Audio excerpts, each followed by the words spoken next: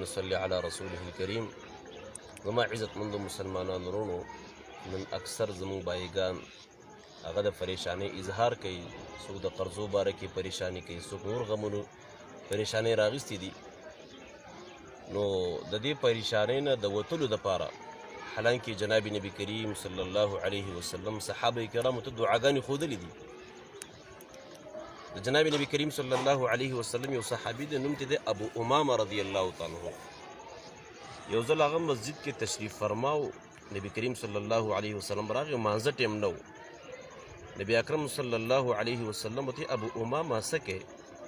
وی د الله نبی پریشانی راغستی یم، قرضونو راغستی یم، د هغه د غم د وجې نه پریشان یم، دلته راغلی یم ځکه صحابه کرام او جناب نبی کریم صلی الله علیه وسلم چې څه قسم تکلیف فراتلو، حالات براتلل، د الله کور ته بتل، د الله در ته بتلل.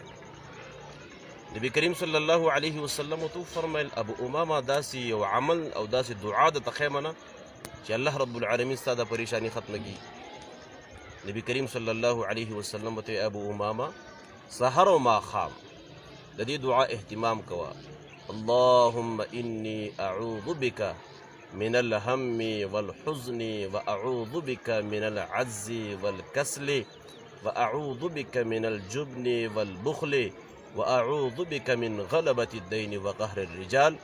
د دې دعا اهتمام کوه. ابو امامه رضی الله تعالی عنہ چې کله دا دعا شروع کړل، الله تبارک وتعالی د هغه پریشانی قرضونه چې کوم د رب العالمین ختم کړل. زما عزتمندو، زما مسلمانان ورونو، د دې دعا اهتمام کوو.